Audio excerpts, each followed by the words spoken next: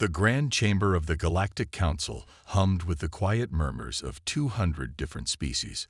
Light from 3 distant suns filtered through the crystal dome above, casting rainbow shadows across the gathered delegates. At the center of it all stood Captain James, the first human to ever set foot in these halls. The master speaker, a tall being with flowing silver skin, raised all 4 of their arms for silence. The chamber grew quiet except for the soft whirring of translation devices. "We gather today to discuss the newest spacefaring race," the master speaker announced, their voice echoing through the vast chamber. "The humans of Earth have achieved faster than light travel, and now seek recognition from this council." Scattered whispers filled the room.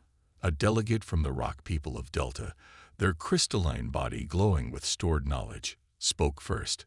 "We have reviewed their biology. No remarkable strength, no enhanced senses. Their memory capacity is—" The delegate paused, searching for a polite word. "Limited." Captain James stood quietly, hands clasped behind his back. 20 years of military service had taught him when to speak and when to listen. This was definitely a time to listen. A beam made of pure energy floated forward, its voice crackling through the translation system. "Their computational abilities are basic. They cannot solve complex mathematical equations without mechanical aid. Most of their young take years to master simple calculus." More murmurs of disapproval rippled through the chamber.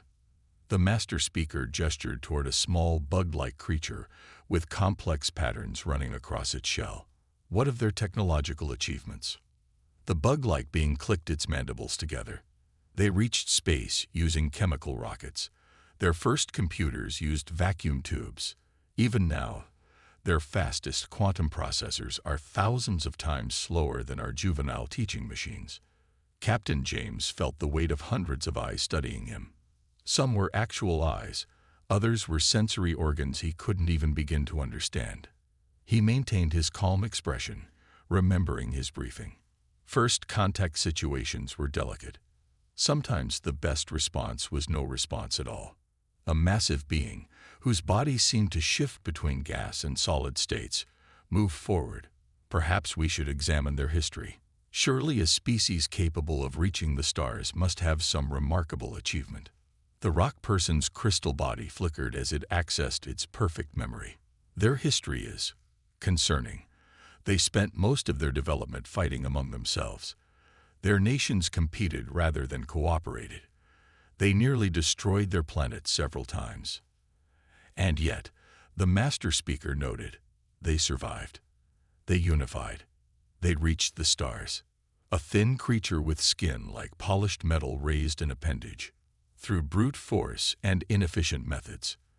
They lack the natural abilities that mark a truly advanced species. The unity of crystal can process 1,000,000 calculations per second. The gas giants can manipulate matter at the atomic level. The energy collective can perceive 11 dimensions. What unique ability do humans possess?" Captain James felt a small smile tugging at his lips. He had expected this reaction. Every species in this room had evolved some remarkable ability. Each was a master of their particular domain. They were looking for humanity's specialty, their one great gift. The master speaker turned to face him directly. "Captain James, your species seeks membership in this council. Yet we see no outstanding trait, no remarkable ability, no evolutionary advantage. What can humanity offer to the galactic community?" James stepped forward, his footsteps echoing in the now silent chamber. He could feel the weight of history on his shoulders. Humanity's future in the stars might depend on what happened in the next few minutes, but he wasn't worried. In fact, he was beginning to think that these advanced beings had missed something very important about humans. He opened his mouth to speak, but before he could say a word, every light in the chamber went dark. Warning sirens began to blare. The perfect order of the Galactic Council was about to be shattered, and in the chaos that followed, humanity would reveal its true gift. The emergency lights cast an eerie red glow across the council chamber. The perfect order of moments ago dissolved into confusion. Different species reacted in their own ways. The energy beings glowed brighter. The rock people grew completely still, and the gas giants swirled in agitation. "Central power core failure detected," announced the station's eye. "Backup systems at 30% capacity and falling. Estimated time to critical failure, 15 minutes. The master speaker raised their arms again, but this time the chamber didn't fall silent. The unity of crystal flashed brilliant patterns of distress. The energy collective crackled with nervous discharge. Each species turned to their particular strengths, yet none seemed to know quite what to do. Captain James watched as the most advanced beings in the galaxy faced something they hadn't planned for. The rock people, despite their perfect memory, couldn't recall a similar situation. This type of cascade failure had never happened before. The energy beings, for all their computational power, couldn't calculate a solution without complete data. The gas giants could manipulate matter, but they didn't know which systems to fix first. "We must follow emergency protocols," declared the master speaker, their silver skin dulling with stress. "Each species will." A loud crack interrupted them as another system failed. The artificial gravity flickered, causing several delegates to float momentarily before crashing back down. James stepped forward. "If I may suggest something." The master speaker turned to him, along with hundreds of other beings. "This is hardly the time to continue your application, human." "Actually," James said, "this is exactly the time." He pulled out his tablet, quickly drawing up the station's schematics that Earth's intelligence had managed to piece together. "Your station's power core is failing because it's receiving conflicting signals from 3 different control systems. We've seen similar cascade failures in our early fusion plants." The unity of crystal flashed rapidly. "Impossible. Our systems are perfect." Each species contributed their expertise. The rock people designed the memory banks. We handle the computational systems. The gas giants maintain the power core. "That's the problem," James said. "Everyone's part works perfectly on its own, but they're not working together.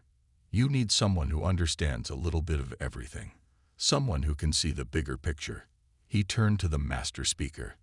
"Let me help. My crew is still docked at Bay 7. They're not specialists, but they're good at figuring things out." For a moment, the chamber was silent except for the wailing alarms. The master speaker's silver skin rippled with indecision. "You claim you can solve a problem that the greatest minds in the galaxy cannot." "No," James replied. "I'm saying we can help all of you work together to solve it. That's what humans do best. We adapt, we combine different approaches, we find ways to make things work." Another system crashed. The lights flickered again. The master speaker's 4 arms moved in a gesture of acceptance. "Very well, human. Show us this skill you claim." James was already moving, his tablet displaying the station's layout. "I need the rock people to access the original design specs. Energy beings, start running scenarios based on that data. Gas giants, be ready to make repairs once we identify the problem." He tapped his communicator. "Lieutenant Ray, get our engineering team to Junction 42. Bring every tool we've got." As the various species began working together under human coordination, James allowed himself a small smile. The Council wanted to see humanity's special ability. Well, they were about to witness firsthand why being a jack of all trades might be the most valuable skill in an increasingly complex galaxy. The station's AI spoke again. 10 minutes to critical failure." James nodded to himself. 10 minutes to save the station, prove humanity's worth, and maybe change the galaxy's understanding of what made a species truly advanced. He'd worked with worse deadlines before. Junction 42 buzzed with activity. The human engineering team worked quickly, their tools floating in the low gravity. Lieutenant Ray, her dark hair tied back tight, directed 3 different alien species at once. "Energy beings, we need more power to the diagnostic systems," she called out. "Rock people, keep feeding us those blueprints. Gas giants, stand by for emergency repairs." The station shuddered. Another warning light flashed red. 7 minutes to critical failure, the AI announced. Captain James studied the readings on his tablet. The unity of crystal had processed billions of calculations, but something still wasn't adding up. He watched his crew work, noticing how they adapted human tools to work with alien technology. That's when it hit him. "The translation protocols," he said suddenly. The master speaker turned all four eyes toward him. "It's not just the power systems failing. The different species technologies aren't speaking the same language." The energy collective crackled with sudden understanding. "Our quantum processors are trying to talk to the rock people's crystal memory banks," James finished, "but they're using different base languages.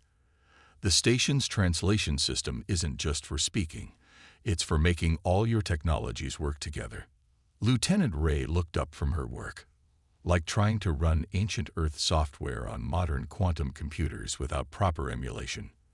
The master speaker's silver skin rippled. "But the translation systems have worked perfectly for centuries."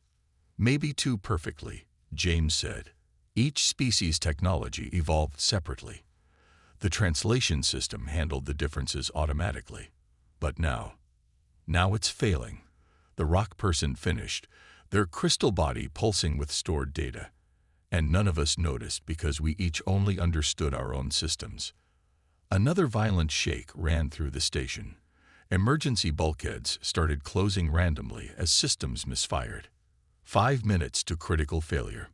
James made a quick decision. "Lieutenant, forget trying to fix the power core.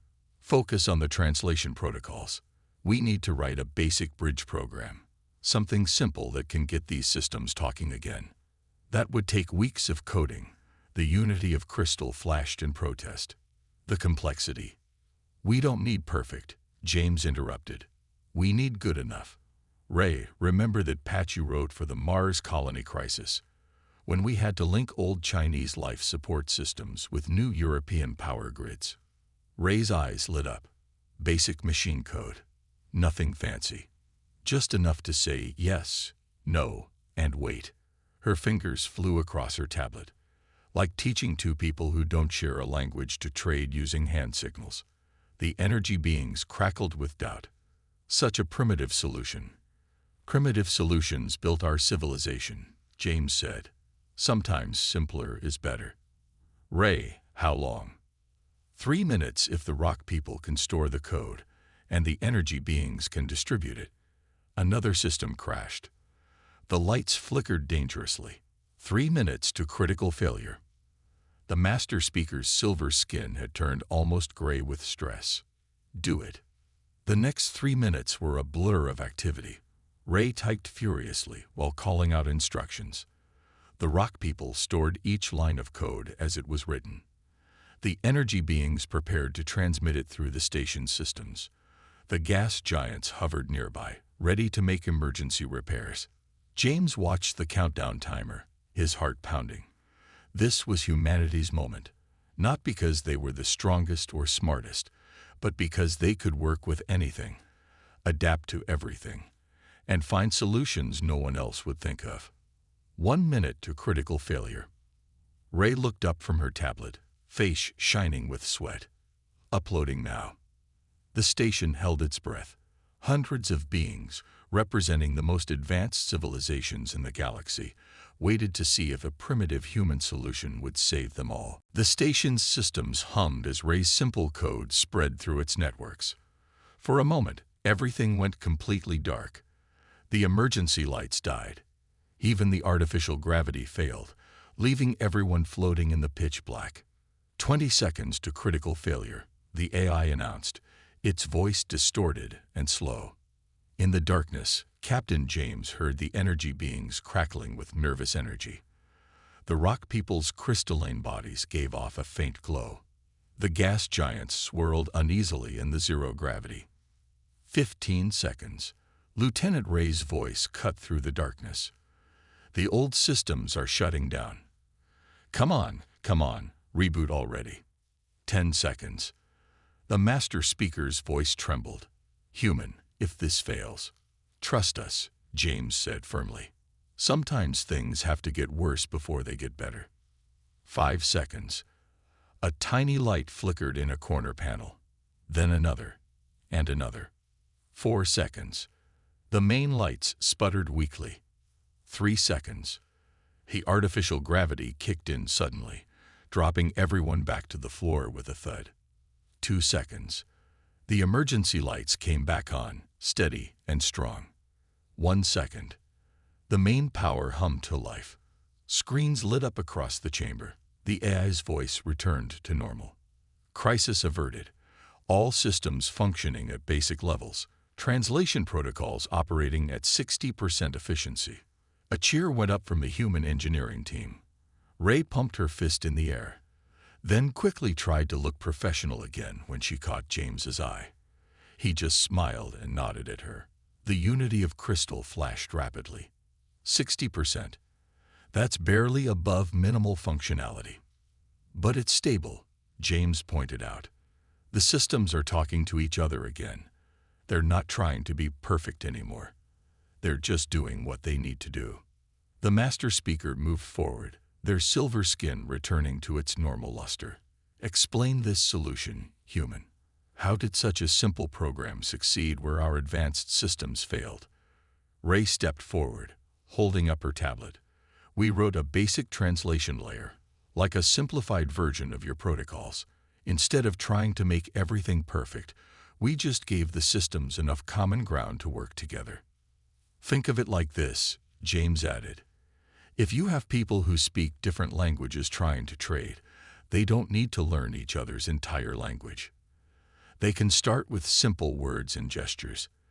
That's what we did here. We gave your systems just enough shared language to cooperate.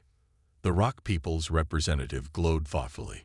But our original protocols were far more sophisticated. Sometimes sophisticated isn't what you need, James said. Humans learn that lesson the hard way. We spent centuries making things more and more complex until we finally realized that simple, flexible solutions often work better. The Energy Collective crackled with what seemed like amusement. You turned our highly advanced station into something primitive. We made it work, Ray corrected. Now your engineers can build on this foundation. Make it better, more efficient. But this time, build it together instead of trying to make different perfect systems talk to each other. The master speaker studied the humans carefully. This is your species' gift, then. Not perfection in any one area, but the ability to make different pieces work together, to find simple solutions to complex problems. James nodded. We're not the strongest, the smartest, or the most advanced, but we understand how to adapt, how to take different ideas, and make them work together. Sometimes the best solutions aren't about being perfect. They're about being flexible enough to handle whatever comes your way. Around them, the station hummed with new life. Different systems, different technologies, all working together in a new way. Not perfect, but good enough.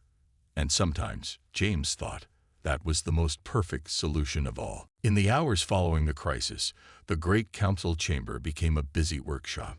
Human engineers worked alongside alien technicians, showing them how to monitor the new, simplified systems. Captain James watched as Lieutenant Ray explained their patch to a group of fascinated energy beings. Your solution lacks elegance, said a member of the Unity of Crystal, its body flickering with complex patterns. Our original systems were works of art, perfected over centuries. Sometimes the most elegant solution is the simplest one, James replied. He picked up a wrench from a nearby toolbox. Look at this tool. Humans invented it thousands of years ago. We've made better versions, but the basic design hasn't changed. Know why? The crystalline being studied the wrench. It appears quite primitive. But it works, James said. And more importantly, almost anyone can use it. That's what humans do best. We find solutions that anyone can use, that can be adapted for different situations.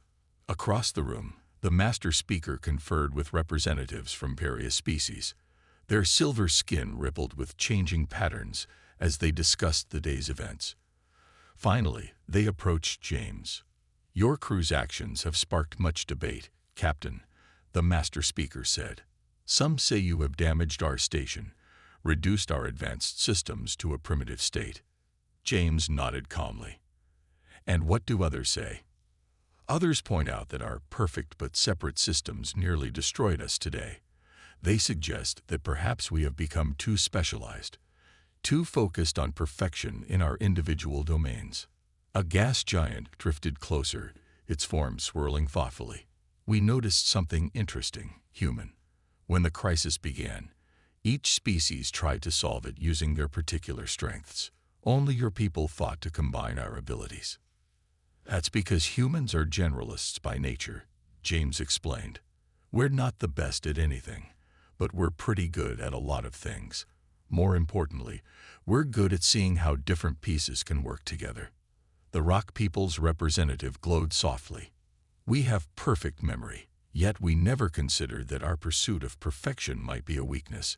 Each species added their perfect system to this station, but none of us thought about how they would work together. Lieutenant Ray joined them, wiping grease from her hands. That's the thing about specialization, she said. When all you have is a hammer, everything looks like a nail. But humans, we've got a whole toolbox, and we're pretty good at figuring out which tool fits which job. The master speaker's skin shifted to a contemplative blue shade. Yet your species achieved space travel much later than others. Your technology is less advanced. Your physical and mental capabilities are unremarkable. Maybe that's why we learned to adapt, James suggested. We couldn't rely on any one overwhelming advantage, so we learned to work with whatever we had, to combine different approaches, to find new ways to solve problems. A young engineer called out from across the room. Captain, the new systems are stabilizing even further. Efficiency is up to 75% now. The master speaker turned to James. Your people have changed the station, changed our understanding of what makes a species advanced. Some council members are uncomfortable with this. Change is uncomfortable, James agreed. But it's also inevitable. The galaxy is too big, too complex for any one approach to handle everything. Sometimes you need a species that's good at adapting, at helping others work together. The station hummed around them, its systems working in a new way. Not perfect, but more flexible, more resilient, just like humans themselves. And as James looked around at the various species beginning to work together in ways they never had before, he realized that humanity had already begun to change the galaxy, one simple solution at a time. Word spread quickly through the galaxy's communication networks. Within days, ships from dozens of species arrived at the station, all wanting to see how humans had modified the station's systems. Captain James found himself giving tours to curious alien engineers and scientists. The humans did what? Asked a newly arrived delegate from the Deep Space Collective, their tentacles waving in disbelief. They made your advanced systems more primitive. Not primitive, the master speaker corrected, leading another tour group through the station's main control room. Adaptive, flexible, watch. Lieutenant Ray stood at a control panel, demonstrating the new systems. See how the different technologies talk to each other now. When one system has a problem, the others adjust automatically. It's not about being perfect anymore. It's about working together. The deep space delegate's tentacles curled thoughtfully. But surely the reduced efficiency. Efficiency isn't everything, James interrupted. What good is a perfect system if it can't handle unexpected problems? Humans learned that lesson on Earth, dealing with climate change, resource shortages, and social upheaval. We survived because we learned to adapt. In another part of the station, human engineers worked with alien technicians, teaching them new ways to approach old problems. The rock people were learning to use their perfect memory in combination with other species' abilities. The energy beings were discovering the value of simplified communications. It's spreading, the master speaker told James later that day. Other stations, other facilities, they're all requesting human consulting teams. Your people's way of thinking. It's changing how we view technology, how we view progress. James watched a group of aliens from different species working together, using a mixture of advanced technology and simple tools. "We're not trying to change your ways," he said. "Just showing you different possibilities." "That's exactly what makes your species unique," the master speaker replied. "You don't force change. You adapt to situations, find ways to make things work, and somehow help others adapt too." A young gas giant apprentice floated nearby, its form swirling with excitement. "Captain, we've been studying human history. Your species faced so many disasters, wars, and challenges. By our standards, you should have destroyed yourselves many times over." "Maybe those challenges made us stronger," James suggested. "When you face problems you can't overpower or outthink, you learn to be flexible, to try different approaches, to work with whatever you have." Lieutenant Ray joined them, carrying her ever-present tablet. "The station's systems are now operating at 85% efficiency," she reported. "But more importantly, they're stable, resilient. When problems come up, the systems adapt instead of failing." The master speaker's silver skin rippled with approval. "Like humans themselves. Not perfect, but adaptable. Perhaps that is a greater achievement than perfection." James smiled as he watched more tour groups move through the station. Each species had spent centuries perfecting their particular strengths, becoming masters of their specific domains. But they had forgotten something important along the way, something humans had learned through countless challenges and setbacks. "In a way, we're like that simple code we wrote," he said. "Not the best at any one thing, but good enough at many things. Able to work with different systems, adapt to new situations, find solutions nobody else would think of." The master speaker turned all four eyes toward him. "And perhaps that is exactly what this galaxy needs. Not more specialists, but those who can help specialists work together. Those who can adapt, improvise, and find new ways forward." Outside the station's windows, more ships arrived daily. The galaxy was changing, one simple solution at a time. And humanity, with their unique gift for adaptation and improvisation, was leading the way. 1 month after the crisis, the Galactic Council gathered again in their grand chamber. This time, Captain James stood at the center not as an applicant, but as an honored guest. Representatives from hundreds of species filled the room, many having traveled vast distances to attend this historic session. The master speaker's skin glowed with a bright silver sheen as they addressed the assembly. "We gather today to recognize a turning point in galactic history. 1 month ago, we asked what unique skill humans could offer our community. We expected a demonstration of advanced technology or remarkable biological ability." The chamber hummed with murmurs of agreement. The energy beings crackled softly, the rock people glowed, and the gas giants swirled in their containment fields. Instead, the master speaker continued, "They showed us something far more valuable.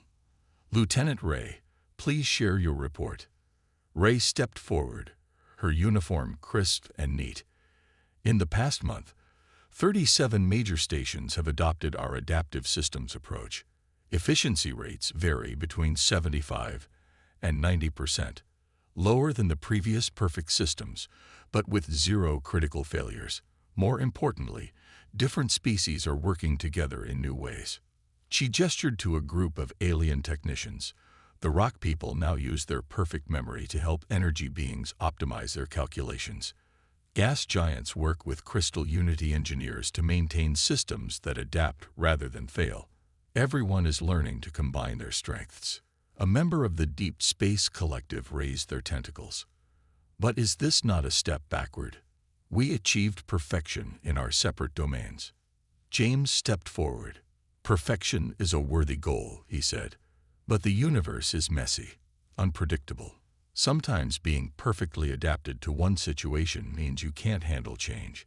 Humans never achieve perfection in anything, and that turned out to be our greatest strength." The master speaker nodded. "Observe this chamber. 1 month ago, each species sat separately, proud of their unique abilities. Today, look how they mix, share ideas, work together." It was true. Throughout the chamber, different species clustered in mixed groups, discussing problems and solutions. The rigid hierarchy of the past was giving way to something new, something more flexible. "This is humanity's gift to the galaxy," the master speaker declared. "Not a single remarkable ability, but the skill to adapt, to combine different approaches, to help others work together. They are not masters of any one thing. They are masters of making different pieces work together." Lieutenant Ray displayed some data on the chamber's main screen. "We're already seeing new innovations, different species combining their specialized knowledge in ways nobody thought possible. It's not just about technology anymore. It's about finding new ways to solve problems." James watched the alien studying the display. "Humans have a saying," he said, "Jack of all trades, master of none." For a long time, we thought it was an insult. But there's more to the old saying. Jack of all trades, master of none, often better than master of one. The master speaker raised all four arms for silence. 1 month ago, this council questioned whether humanity deserved a place among the stars. Today, we recognize that they may be exactly what this galaxy needs. Not another specialist species, but one that can help us all work together, adapt, and grow. The chamber erupted in a chorus of approval, clicking, humming, flashing, and other alien expressions of agreement. James felt Lieutenant Ray's hand on his shoulder, squeezing briefly in celebration. "And so," the master speaker concluded, "we not only welcome humanity to the Galactic Council, but we create a new role for them. Adaptation advisors to the galaxy. May they help us all learn to be a little less perfect and a little more adaptable." As the chamber filled with the sounds of celebration, James smiled. Humanity had found its place among the stars not by being the best at anything, but by being good enough at everything to help others work together. In the end, that had turned out to be the most valuable skill of all.